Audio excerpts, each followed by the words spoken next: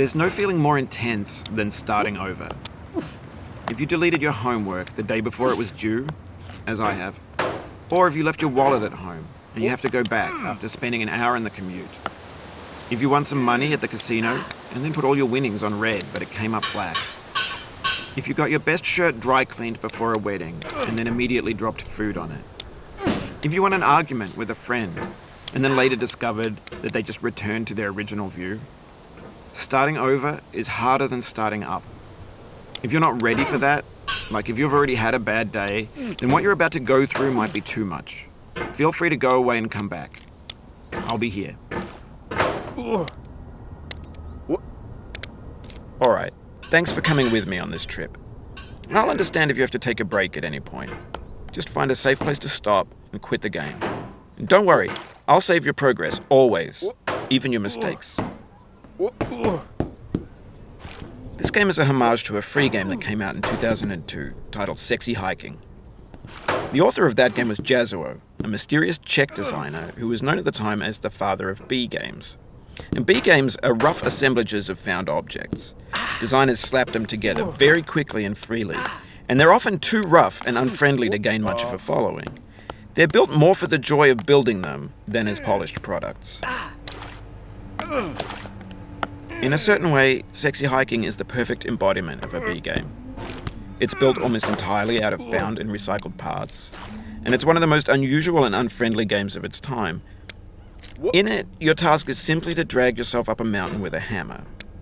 And that act of climbing, in the digital world or in real life, has certain essential properties that give the game its flavor. No amount of forward progress is guaranteed. Some cliffs are too sheer or too slippery. And the player is constantly, unremittingly in danger of falling and losing everything. Anyway, when you start Sexy Hiking, you're standing next to this dead tree that blocks the way to the entire rest of the game. It might take you an hour to get over that tree, and a lot of people never got past it. You prod and you poke at it, exploring the limits of your reach and your strength, trying to find a way up and over. And there's a sense of truth in that lack of compromise.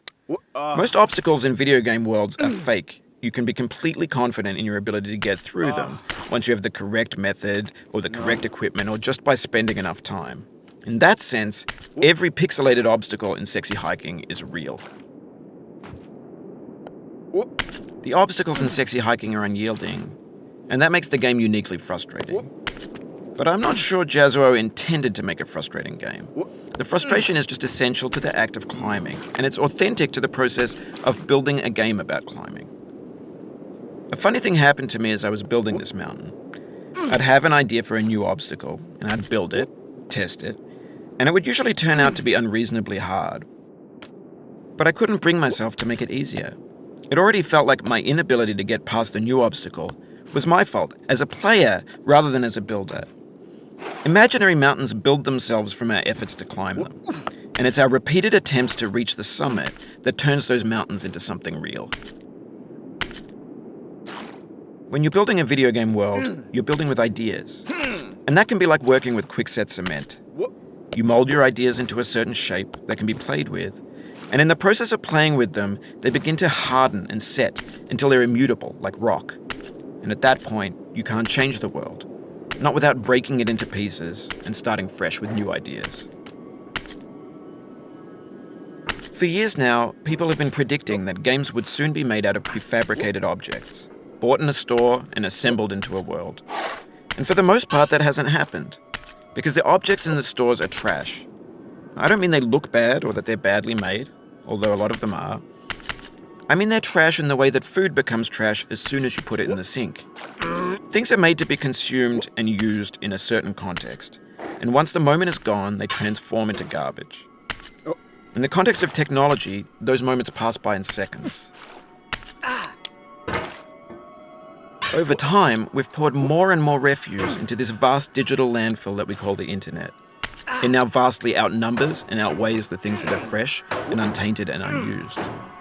When everything around us is cultural trash, trash becomes the new medium, the lingua franca of the digital age. And you can build culture out of trash. But only trash culture. B games, B movies, B music, B philosophy. Maybe this is what digital culture is. A monstrous mountain of trash, the ash heap of creativity's fountain. A landfill with everything we ever thought of in it. Grand, infinite, and unsorted. There's 3D models of breakfast, Gen X's fanfic novels, scan magazines, green screen Shia LaBeouf, banned snuff scenes on LiveLeak. Facebook's got lifelike bots with unbranded adverts and candid shots of Kanye and Taylor Swift mashups.